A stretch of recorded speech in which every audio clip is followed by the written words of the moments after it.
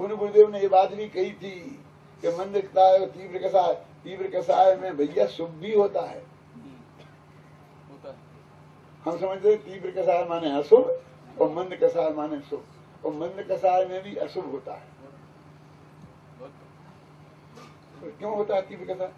क्योंकि संजुलन कसाय का तीव्र उदय नहीं हो तो समय साल लिखने का शुभ भाव नहीं है। क्यों आप समझिए ना। अब मंद उदय तो 5 इंद्रियों के विषय भोगों में यदि हमारी तीव्र राग हो तो तीव्र पुण्य बनेगा कि पाप बनेगा, और मंद हो तो पुण्य बनेगा कि पाप। विषय में लगे तो विषय में ही है, लेकिन राग तीव्र नहीं है तो मंद राग में भी पाप बंधा ना, और वहां तीव्र राग है तो भी साथी से पुण्य बने। ऐसा पुण्य बनेगा तीर्थंकर प्रकृति बन जाए। तो ये जो हमारी मान्यता है कि मंद राग जो है वो शुभ कहलाता है और तीव्र राग वो है अशुभ कहलाता है, ये मान्यता सही नहीं है। मंदता और तीव्रता ये लेस्या के भेद हैं, और धर्म कसाय के अभाव का नाम है, मंदता और तीव्रता का नहीं। ये गुरुदेव श्री बार बार फरमा रहे थे क्या कसाय का भाव जो है वो मंद तीव्र तो ये तो नेचर है, ये तो ऑटोमेटिक प्रक्रिया में होता है। ये अभव्य जीव भी 9वें गिरिवेग तक कैसे जाता है? बोलो, अभव्य है, त्रिकाली तो भगवान आत्मा का स्पर्श नहीं है। और वो एक नियम है कि नग्न दिगंबर मुनि दशा को धारण किए बिना 9वें गिरिवेग माने 16वें स्वर्ग से ऊपर कोई जा ही नहीं सकता। गृहस्थ दशा में जो है वो 16वें स्वर्ग तक की ही स्थिति बनती है। अब यहाँ तो मिथ्या दृष्टि देखो, और बाहर से नग्न दिगंबर दशा, और ऐसे निर्दोष 28 मूल गुणों का पालन कि सर्वज्ञ के अलावा कोई नहीं पहचान सके, और वाणी इतनी आगम के अनुसार कि सर्वज्ञ के अलावा कोई गलती उसकी पहचान नहीं पड़े। अंदर का बल होता है बस उधर, ऐसी स्थिति होती है तब वो 9वें गिरिवेग तक जाता है। टोडरमल जी ने लिखा है कि यदि ऐसा ना हो तो 9वें गिरिवेग तक का बंद कैसे हो उसे। गुरुदेव की भाषा में कहूँ ना कि शरीर को चीरे और उसमें नमक मिर्ची डाले तो भी आंख का कोया लाल नहीं हो, और चक्रवर्ती वंदना करे, ख्याल में आया ना, तो भी मान न आए, तो भी इतनी मंद कसाय हुए तो भी 9वें गिरिवेग जाता है, पर अद्वैत आत्म ज्ञान बिना सुख लेस न पायो। तो ये तो और अनंत बार गया। वो ये लिखा ना छेड़ाना में कि मुनि अनंती बार हुआ, और अष्टपहर में लिखा इतने पीछे कमंडल के ढेर हो जाएं, लिखा ना लिखा।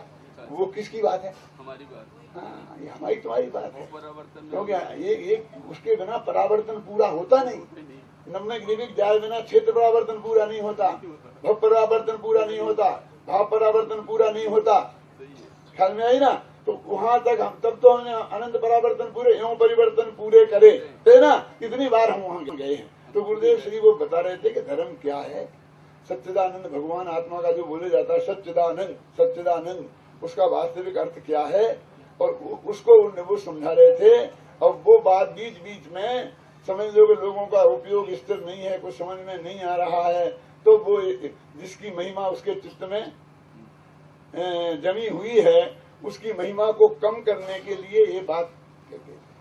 गुरुदेव की ऐसे प्रसंग में बहुत याद आती है कि मेरे दादाजी की उम्र के गुरुदेव थे, मेरे पिताजी से भी 10-20 वर्ष बड़े होंगे, ख्याल में ना। और जो जिस सेठिया को बीड़ी वाला बोल रहे थे ना, अभी आपने सुना, वो सेठिया हो सकता गुरुदेव से 1-2 वर्ष बड़े ही हों उम्र में। उनको तो सेठिया सेठ जी कभी मुझे सुना तो 1-8 कैसेट लाके मुझे सुनाना, और मैं पोते के बराबर उनका दासानुदास, जो मेरे पास माल है वो अक्षर अक्षर उनका है, ख्याल नहीं ना। और उसको कभी पंडित जी लगाए बिना नहीं, नाम तक नहीं लिया, मुझे तो कभी कभी तकलीफ होती है, ईर्ष्या होती है। क्यों? इसलिए होती है, नाम लेते तो लोग जानते कि पंडित होमचंद का नाम लिया है। अब पंडित जी तो बहुत पंडित जी होते हैं, सारे बच्चे पंडित जी हो गए। उत्तमचंद जी जो वो उत्तमचंद जी को लिया हो तो,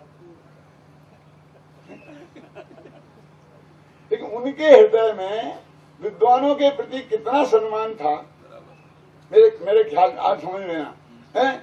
और हमारी आपको परीक्षा देखनी है ना, तो मैं कहता वो रामचंद्र जी का हनुमान जी ने चीर के बताया था, हृदय में चीरा था कि रोम रोम में। अरे हमारी तो 40 लाख किताबों में हर में गुरुदेव का उल्लेख है, गुरुदेव का कोटेशन है। कौन सी किताब ऐसी है जिसमें नहीं है? बोलिए। हम तो बदलना चाहें तो नहीं बदल सकते। चिंता तो उन्हें करना चाहिए जिनका बाप का नाम म्युनिसिपैलिटी में नहीं लिखा है। क्या मतलब? बाप का नाम म्युनिसिपैलिटी में नहीं लिखा है मतलब क्या? नहीं लिखा होगा तो पता कैसे चलेगा इसका बाप कौन है? तुम कैसे सिद्ध करोगे भविष्य में कि तुम कांजी स्वामी के शिष्य थे? हम तो 1000 वर्ष बाद भी लोग कहेंगे कि कांजी स्वामी का शिष्य था। हमें कभी ये आरोप सुनना पड़ेगा कि हम भी गुरुदेव का उपकार को भूल गए हैं, तो हमको कितनी तकलीफ होती है। हमारी आप तकलीफ को अनुभव नहीं करते। कभी कभी हमको थोड़ा सा रोष आ जाता है, उसके लिए तो आप हमसे नाराज होते हैं, लेकिन हमारे अंदर की कितनी वेदना है क्या? अरे हम क्यों इस बात को चाहेंगे कि अपने गुरु का उपकार लोग भूल जाएं? क्योंकि हमारे शिष्य भी तो हमारा भूल जाएंगे ना उसी सिद्धांत से। हम लोग इसका खूब प्रतिपादन हो कि हर एक आदमी अपने गुरु के उपकार को न भूले, तो इस बात का ध्यान रहे, क्योंकि गुरुद्रोह से बड़ा कोई द्रोह नहीं होता है। हे भगवान, सपने में भी कभी हमें पूज्य गुरुदेव जी के प्रति अंदर में द्रोह तो क्या, अरुचि का भाव भी पैदा ना हो, ऐसी भावना के साथ। समय सार का कलश 34वां चलेगा, पेज नंबर 101 समय सार में।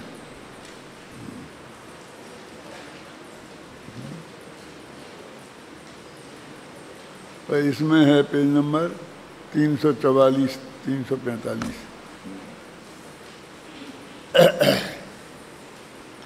प्रकरण तो ख्याल में ही है कि 8 प्रकार के लोग ऐसे थे जो आत्मा को नहीं जानते हैं, और आत्मा से भिन्न जो पुद्गल के ही रूप हैं प्रकारांतर से, उनमें से किसी न किसी को आत्मा मान लेते हैं। और 8वां का तर्क ये है कि हमें इसके अलावा कोई आत्मा दिखाई नहीं देता है, इसलिए हम इसी को आत्मा मानते हैं। कर्म के अलावा आत्मा दिखाई नहीं देता है तो हम कर्म को ही जीव मानते हैं। नो कर्म माने शरीर आदि, इनके अलावा हमें कोई जीव दिखाई नहीं देता है, इसलिए हम इनको ही जीव मानते हैं। ये 8 प्रकार के जो तर्क थे वो सब का एक ही था कि हमें अलग से दिखाई नहीं देता है, हमारे अनुभव में नहीं आता है, इसलिए हम इसको मानते हैं। और जिस तर्क से उनने अपनी बात रखी थी, उसी तर्क से आचार्य देव ने उनकी बात को काटी कि तुम कहते हो कि हमें दिखाई नहीं देता है, तो तुम्हें आत्मा दिखाई नहीं दिया तो तुम चाहे जिसको आत्मा मान लोगे। वो कहते हमें तो साफ आत्मा इससे भिन्न दिखाई दे रहा है। तो उन्होंने कहा कि ज्ञानियों को वो अनुभूति स्वरूप भगवान आत्मा निरंतर दिखाई देता है, इसलिए ये अनुभवाश्रित युक्ति हुई। और आगम में तो लिखा ही है कि इनसे भिन्न भगवान आत्मा है। तो इस तरह आगम और युक्ति से दोनों से उनने ये सिद्ध किया कि ये भगवान आत्मा इन वर्णादि से लेकर और वो सब गुणस्थान पर्यंत जितने भाव हैं उनको यहाँ 8 भागों में बांटा है, वे आदीब नहीं हैं। ये सब बात कहने के बाद, तर्क व युक्ति से सिद्ध करने के बाद, आचार्य देव प्रेरणा देने के लिए ये बात कहते हैं कि बहुत बातें हो गई, अब बातों से कुछ नहीं होगा, अब तो काम करो। तो उसके लिए 34वां कलश है, पढ़ो। करेण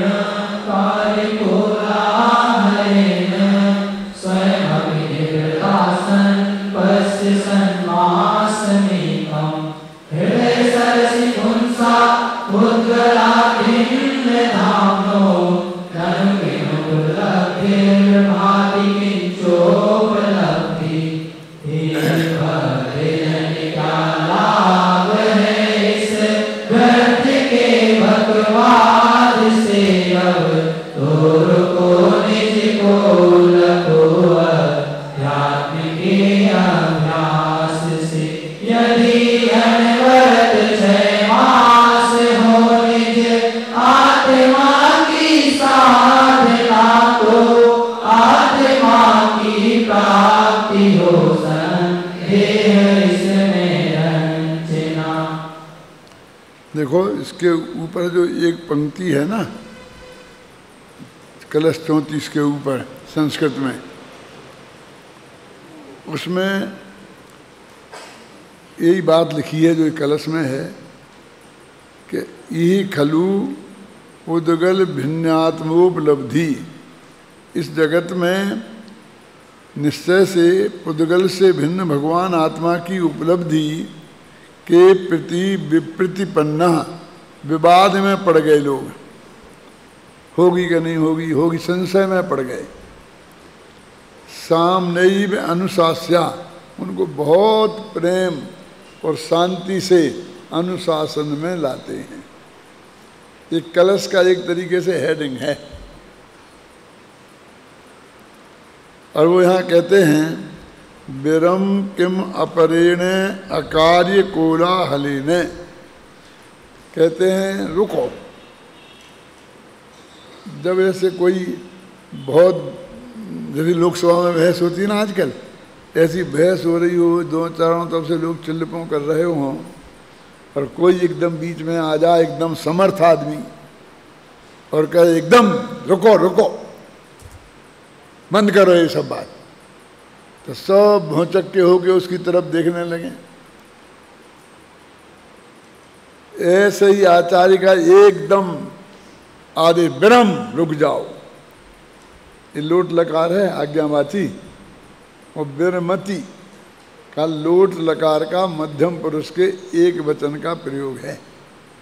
अब कैसे रूप चलेंगे आगे तुम समझ लो, है ना।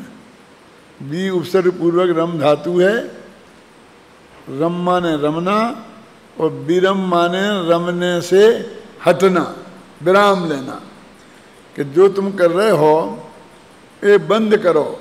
कि क्या कर रहे हो, कि अकार्य कोलाहलेने, कि बिना मतलब का हल्ला गुल्ला कर रहे हो। कि क्या कर रहे थे हम? आचार्य महाराज कह रहे जी किससे कह रहे हैं? हम तो ये विचार कर रहे थे कि आत्मा क्या है, शरीर आत्मा है कि नहीं है, हम तो ये विचार कर रहे थे। हम तो आत्मा की खोज की चर्चा कर रहे थे। ये जो हमने पहली गाथा से लेकर और ये अपनी जो गाथा आई 44 तक, उनमें और उनकी टीका में और कलशों में जो हमने बात की, उन सब को वे यहाँ अकार्य कोलाहल कह रहे हैं।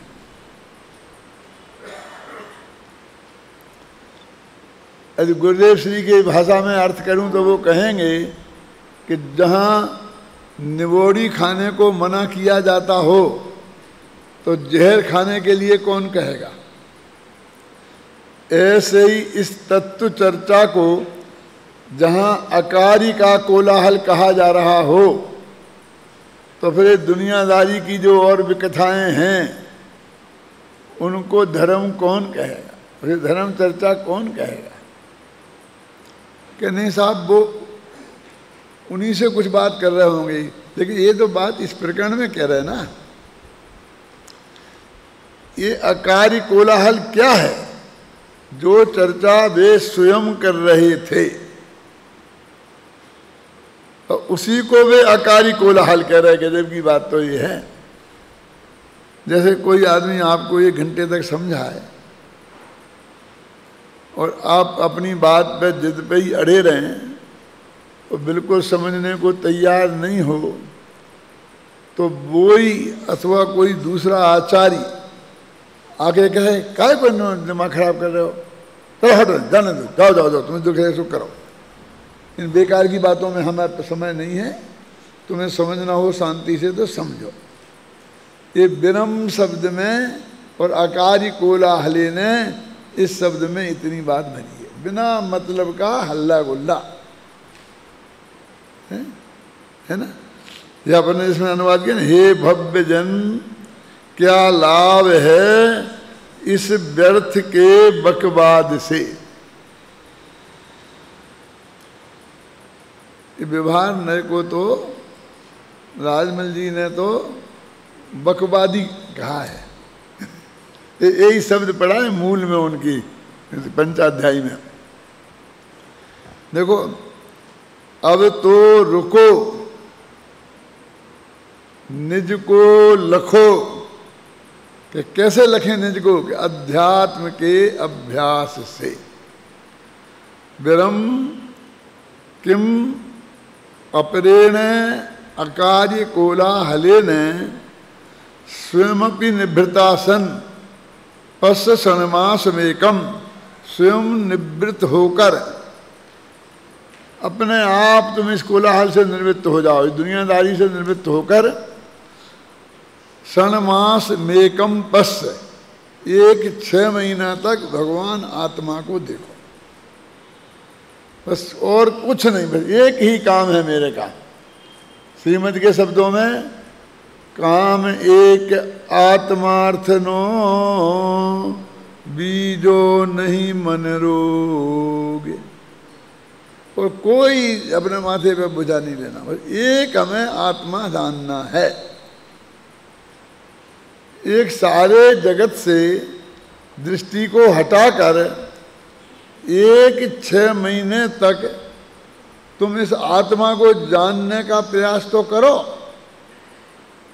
देखा ना, पश्य क्षणमास मेकम, एकम माने आत्मा को, एक माने अध्यात्म माने आत्मा होता है। आपको कैसे होगा, एक माने तो एक होता है, जैसे ना कि जो रूमाल एक है ऐसा एक होता है। एक रामधारी सिंह हिंदी साहित्य के बहुत बड़े विद्वान हो गए हैं, डॉक्टर रामधारी सिंह, नाम क्या बोला मैंने, नामवर सिंह, रामधारी दिनकर की बात नहीं कर रहा हूँ, वो अपभ्रंश के बहुत बड़े विद्वान हैं, नामवर सिंह छत्री हैं। वो कहते हैं कि जैन अध्यात्म में कहीं एक शब्द लिखा हो तो उसका आंख मीच के आत्मा अर्थ कर देना। और अब तो तुमने नए चक्र के विशेषज्ञ हो गए लोग, तो इसमें आता ना एक और अनेक, ये आत्मा में द्रव्य क्षेत्र काल और भाव होता है ना, तो भाव की अपेक्षा आत्मा एक और अनेक है, गुणों की अपेक्षा। तो वहाँ भी अनंत गुणों का अखंड पिंड, उसको ही एक कहते हैं ना, वो आत्मा ही की बात है ना। एकम 6 महीना लगातार और संकल्प के विकल्पों को छोड़कर तुम अपने भगवान आत्मा को देखो। अभी ये 8 प्रकार के जो अज्ञानी की मान्यता बताई ना, और फिर उनका खंडन किया खुद नहीं। अब वे खुद ही कहते हैं कहीं खंडन मंडन में क्या रखा है, छोड़ो इस बात को। अब कहते हृदय सरसी उद्गलात भिन्न धामनो, कि तेरे हृदय रूपी तालाब में उद्गल से भिन्न तेरा भगवान आत्मा स्वयं विराजमान है, कि तू उसे देख, कि मैं देखूंगा तो उसकी प्राप्ति हो जाएगी। कि क्या बात कर रहा है, क्यों नहीं होगी? जब आत्मा यहाँ है और तू उसे देखने की कोशिश करेगा तो वो दिखाई क्यों नहीं देगा?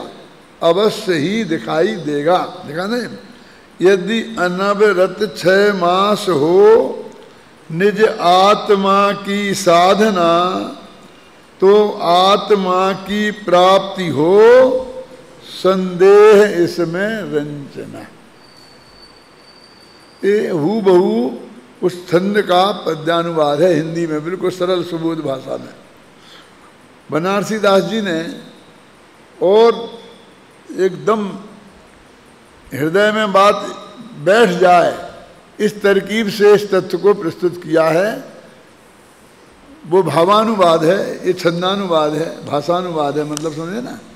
पढ़ो, बहुत अच्छा है, पढ़ो बनारसी दास का, इसमें होगा।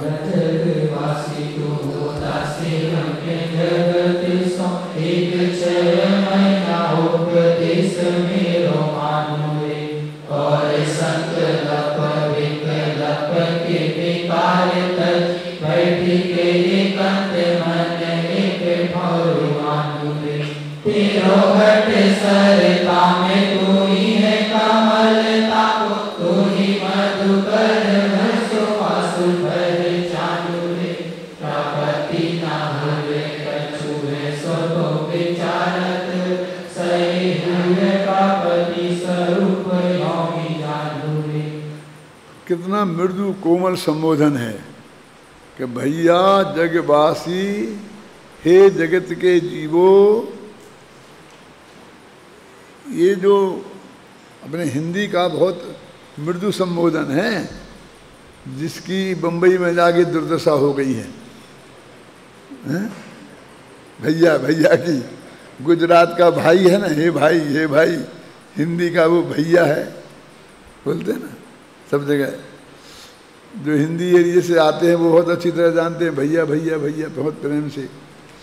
और वहाँ जाते हैं बम्बई में तो बेचारे जितने भी वो गए ना हिंदी भाषी, आपस में भैया भैया करके बोलते थे, वो उनको बेचारों को मजदूरी करनी पड़ी वहाँ जाकर। ज़्यादातर टैक्सियाँ चलाने लग गए वे लोग, और काम करने लग गए, सब्जी बेचने लग गए। तो वे भैया भैया बोलते ना आपस में। तो उन्होंने यूपी और बिहार के लोगों को भैया के नाम से संबोधित करना शुरू कर दिया, और भैया लोगों के विरुद्ध आंदोलन। क्या?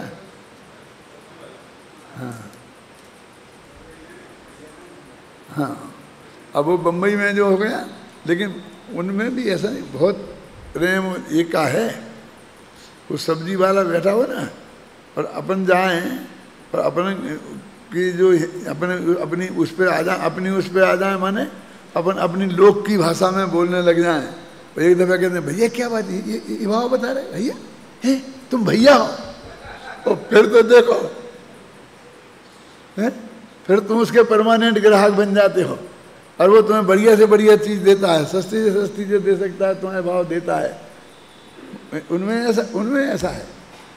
जैसे मराठी को देख के है ना, हमारे मध्य प्रदेश में बहुत मराठी, 40% एजुकेशन में मराठी लोग हैं, शांति जी आपको मालूम। और उनको हम सब लोग कड़ी चट्ट बोलते थे।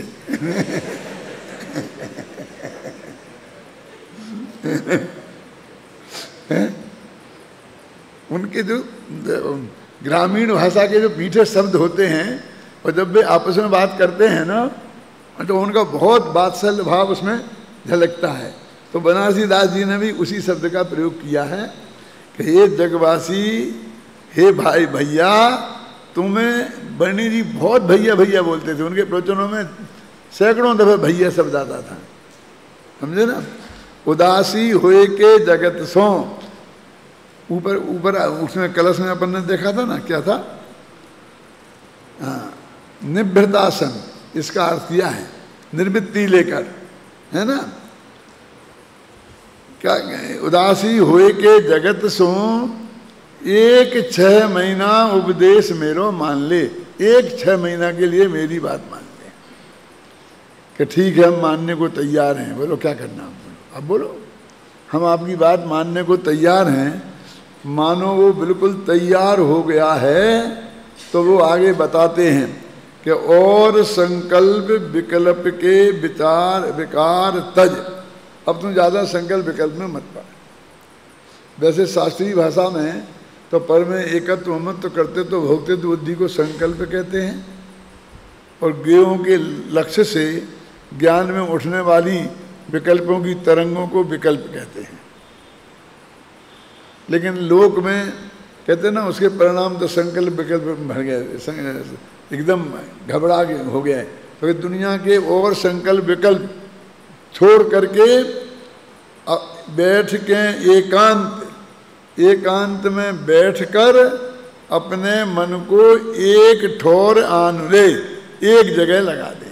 अब एक जगह लगा दे मैंने कहा, कहीं एक जगह लगा दे, दीवार पे लगा दे, इस पे लगा दे, इस पे लगा दे, अनंत भगवान की मूर्ति पे लगा दे।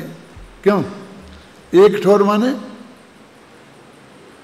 अभी अभी बताया था ना कि कहीं अध्यात्म में एक आवे तो उसका अर्थ है आंख मीच के आत्मा करना। माने एक ठोर माने आत्मा की तरफ ले आ। अब ये अलंकार है कि तेरो घट सर, मूल में ये हृदय सरसी आया ना कि तेरा घट माने इस शरीर को भी घट बोलते हैं ना, तो तेरा ये शरीर है, ये तो हुआ तालाब, तामें तू ही है कमल, और उसमें खिला हुआ कमल तू है। ये शरीर है तालाब, उस शरीर में ये भगवान आत्मा, उसमें खिला हुआ कमल है, तो तू सब कमल है। अब तू ही मधुकर, भोंगरा भी तू है, तो मैं दो कौन हो गया? कमल भी मैं और भोंगरा भी मैं। कि वो त्रिकाली ध्रुव भगवान आत्मा है, वो तो है कमल, और तेरी जो ज्ञान की पर्याय है वो है भोंगरा। क्या तू ही क्या तेरो घट सर, तामे तू ही है कमल, ताको तू ही मधुकर, सुभाष पहचान ले। उस कमल की सुभाष को जैसे वो भौरा पहचान लेता है ना, ऐसे ही अपने भगवान आत्मा रूपी कमल की सुभाष को तुम अपने उपयोग रूपी भौरे से कह के वो पहचान ले। वैसे क्या होता है जब वो भौरा उस कमल की गंध को अच्छी तरह पहचान लेता है और वो उसे बहुत आनंददायक लगती है,